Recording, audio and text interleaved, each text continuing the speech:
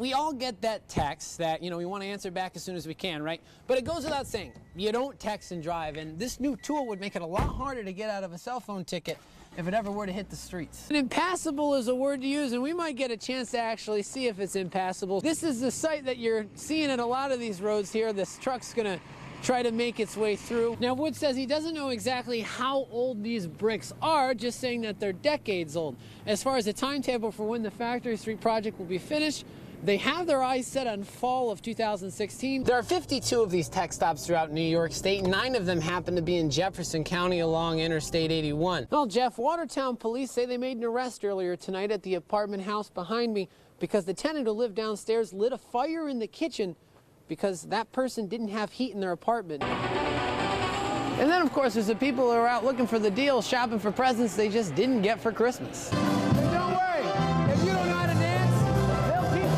you. You don't need a business degree to understand how college graduations can help out the local economy. While Garnett is here being held at the Jefferson County Jail with bail set at $50,000, the infant is at Upstate Medical Center in Syracuse with life-threatening injuries. And just for the record, even if the board wanted to call for LaPierre's resignation, they couldn't. They're not allowed to do it. The only person in the state allowed to do that is the governor. Now, that speed limit change helps get rid of big wakes on the river, but that's just one of the dangers for boaters that's been created by the high water. And the students at Belleville Henderson, they don't say see you later. What do you guys say? See you later! Patrick Malowski, 7 News.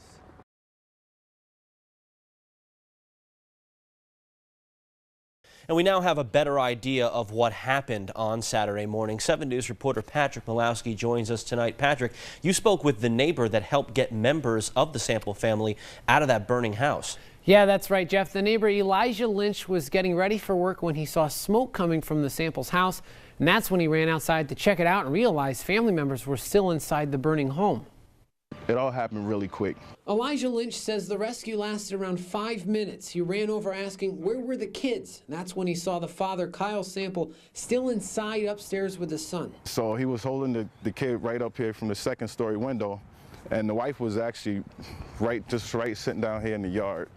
And so I looked up and I ran over and I just told him, I said, just drop him, just drop him. With his son now out of the house, next Lynch asked, where was the daughter Isabel? He yelled that he didn't know. So at that point, I just ran around the side of the house. Knowing people were still inside, his next thought was to get into the house from the back door. And I tried kicking in the door and I couldn't get it to budge. That's when Lynch and officers heard noises coming from the second-story window, someone screaming for a ladder. So we then ran into my backyard, myself and the officer, we ran over here to grab the extension ladder. And we put the extension ladder right up here at the second-story window.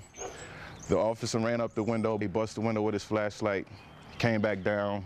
He got the daughter out of the window. With everyone out safe, Lynch finished getting ready for work. He says the reason why he sprang into action was simple. I just want everybody out of the house, you know. That was the main thing. And like you said, Jeff, the family is improving after that traumatic experience. This is a story that could have been a lot worse had it not been for first responders and a neighbor like Elijah.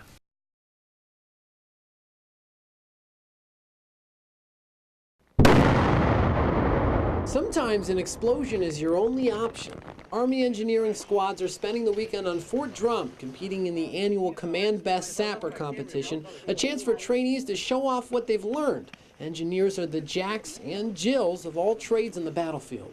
What you're really doing out there is you're solving the maneuver commander's problems on the battlefield as far as the terrain goes. So what we have here is a lot of combat engineer orientation. These engineers do build things, but they also blow things up. One task at the competition is making a crater using 40 pounds of explosives. The blast is so powerful, we had to leave our camera alone at the test site and switch to cell phone. Because the explosion is so powerful, the troops have to stand in the bunker about 300 meters past the explosion site. Troops piled into the bunker, and with the explosives wired to the switch, countdown in 3, 2, 1. Fire in the hole! Fire in the hole! And here's the size of the hole from the explosion. Whatever mark the engineers make, they have to fix. Once the crater is there, it's an obstacle for ourselves as well as the enemy forces, as well as the civilians in the environment that we're operating. We don't obviously want to use it unless we know we're going to need it in a defensive requirement. One more note, this is the first year a woman is competing in the competition. Patrick Malowski, 7 News.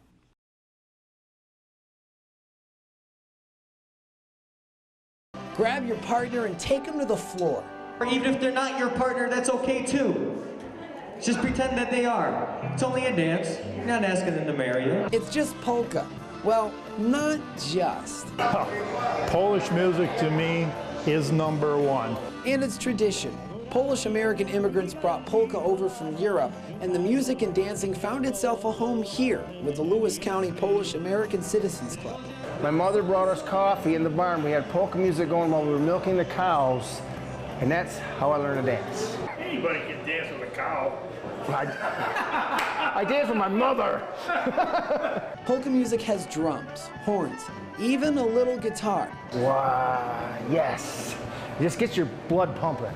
But polka wouldn't be polka without the accordion. For Tony's polka band, the accordion player is the ringleader, calling out good time tunes from the songbook like Who Stole the Kishka, The Too Fat Polka, and A little hutch toot die bougie die. So let's get those hands clapping out there and toes tapping. As long as I can spread my joy with everybody else, that's all I look for.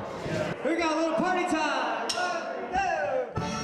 ask any of the dancers and they'll warn you. Step on the floor.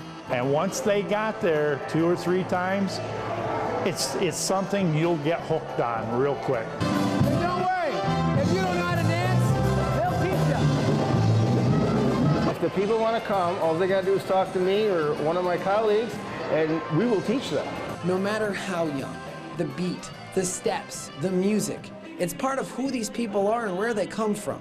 And they refuse to let their roots die. We want to just keep this heritage going no matter what it takes, no matter what it takes. So if you're not too shy, you're not afraid to get addicted, they're always looking for new dance partners. Because when it comes down to it, anyone can polka. Patrick Malowski, 7 News.